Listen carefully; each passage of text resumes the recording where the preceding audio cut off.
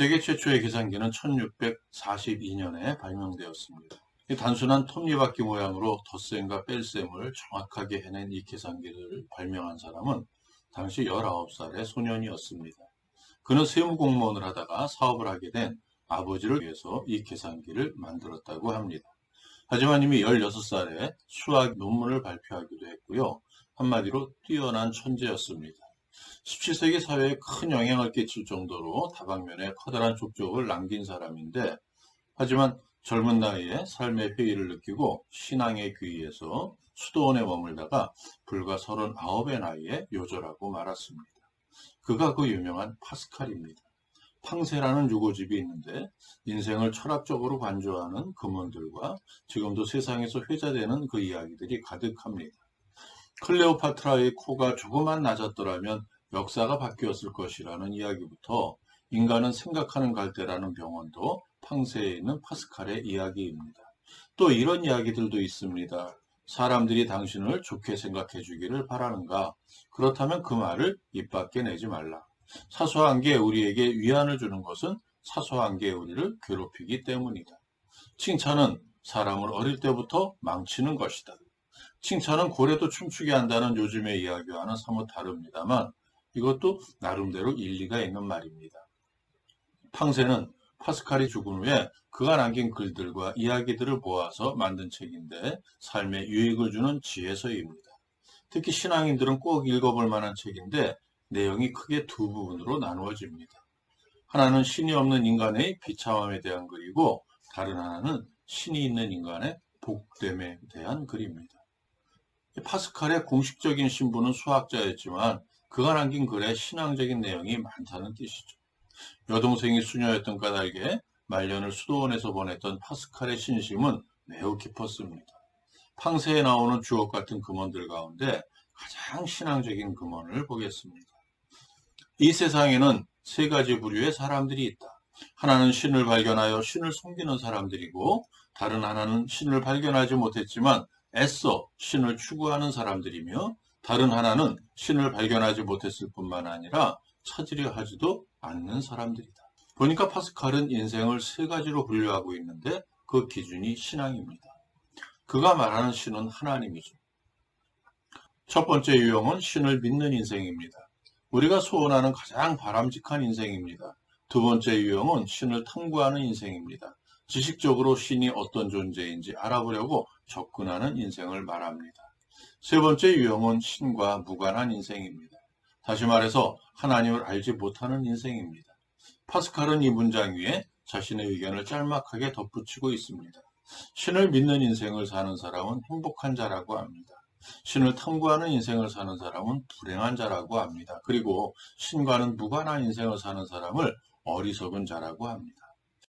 오늘 이 이야기를 함께 생각해 보려고 합니다.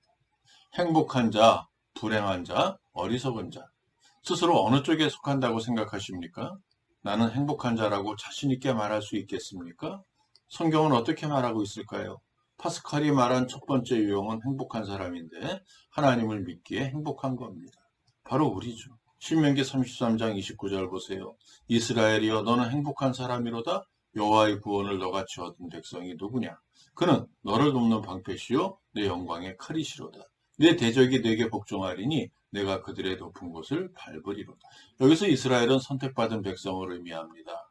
예수를 믿는 우리가 현대적인 개념의 영적 이스라엘입니다. 우리 하나님께서 말씀하십니다. 너는 행복한 사람이로다.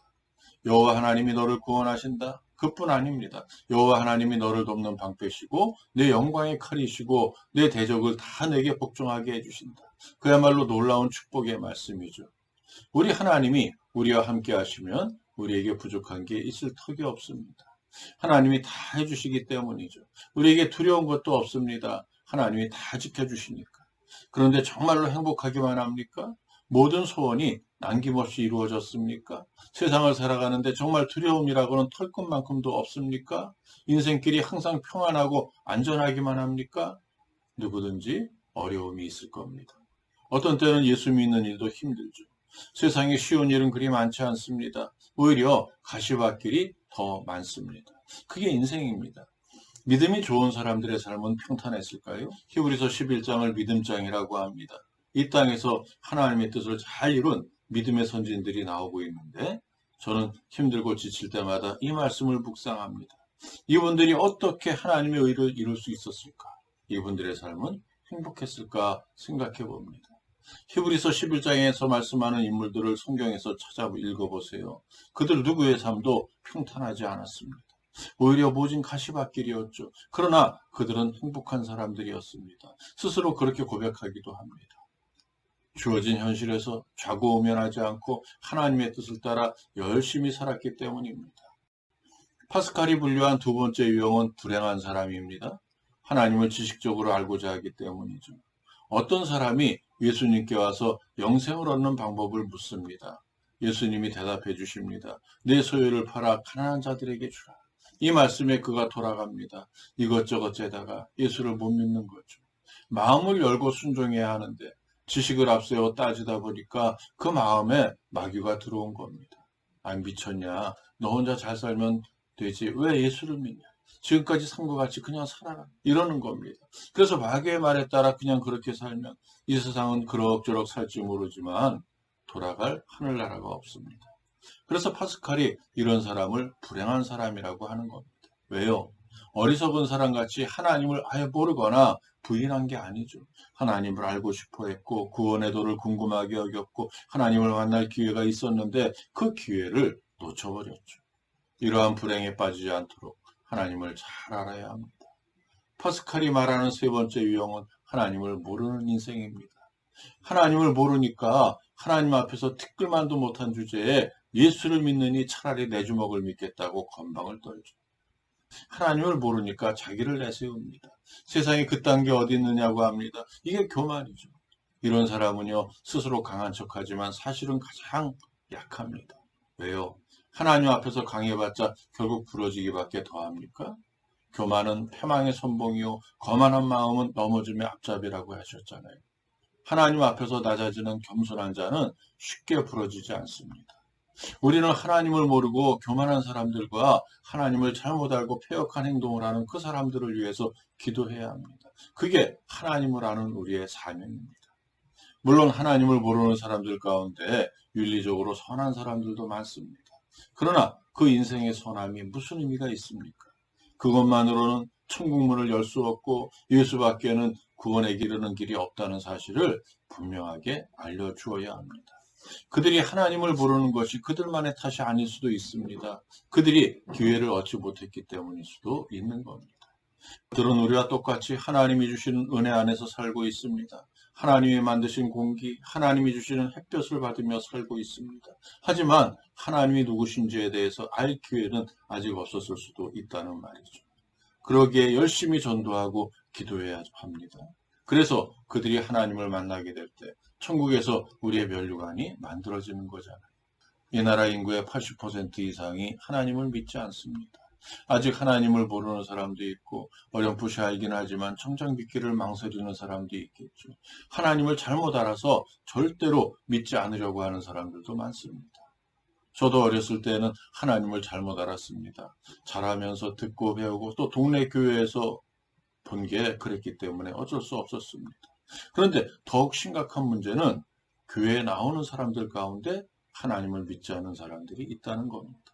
교회는 잘 나옵니다. 하나님이 있다고 합니다. 하나님 믿는다고 합니다. 예배도 잘 드립니다. 헌금도 잘합니다. 하지만 행동 거지를 보면 도무지 하나님을 믿는다고 할 수 없는 사람들. 이런 사람들이 집사되고 권사되고 장로되고 목사되는 게 더 크고 심각한 문제입니다. 바닷물에 소금이 불과 3% 들어있지만 그 소금으로 인해서 바다가 썩지 않잖아요. 근데 이 나라에 20% 안팎의 기독교인이 있는데 그럼에도 불구하고 이 나라는 날이 갈수록 더욱 썩어가고 있습니다. 지금 대한민국의 사회, 문화, 정치, 예술 어느 분야에도 그 분야를 이끌어가는 싱크탱크, 즉 두뇌 집단의 대부분은 기독교인들입니다. 국회도 마찬가지죠. 그런데 높은 자리에 오를수록 나라의 안위는 간대없고 선과하게 판단은 간대없고 오직 자신을 위한 조직과 자신을 위한 국가만 존재할 뿐입니다. 그러다 보니 하나님조차 자신을 위해 존재하는 그러한 도구로 생각되는 모양이죠. 하나님 보시기에 심히 어리석은 모습입니다. 시편 기자의 말처럼 하나님을 모르는 자같이 부패하며 가증한 악을 행하고 있는 겁니다. 믿음이 있어야 하는데 믿음이 없으니까 잘못하는 거죠. 그래도 교회를 열심히 섬기면 인정받을 수 있을까요? 하나님은 사랑이시니까 가능할 수도 있는 일이겠지만 분명한 사실이 있습니다. 하나님은 교회 안에서든 교회 밖에서든 항상 당신의 말씀대로 살기를 바라십니다. 말씀대로 사는 게 하나님을 영화롭게 하고 영원토록 그를 즐거워하는 겁니다. 그게 인생의 목적이죠. 이것이 진정으로 하나님을 아는 자만 누릴 수 있는 행복입니다. 하나님을 잘 알지 못해서 불행하거나 하나님을 전혀 모르는 것 같은 그런 어리석은 자가 되지 말고 하나님을 잘 알아서 아름다운 세상을 만들고 서로 사랑하며 행복하게 사시기를 소원합니다. 끝까지 함께 해주셔서 감사합니다. 구독과 좋아요, 공유까지 꼭 부탁드립니다. 주님의 사랑으로 축복합니다.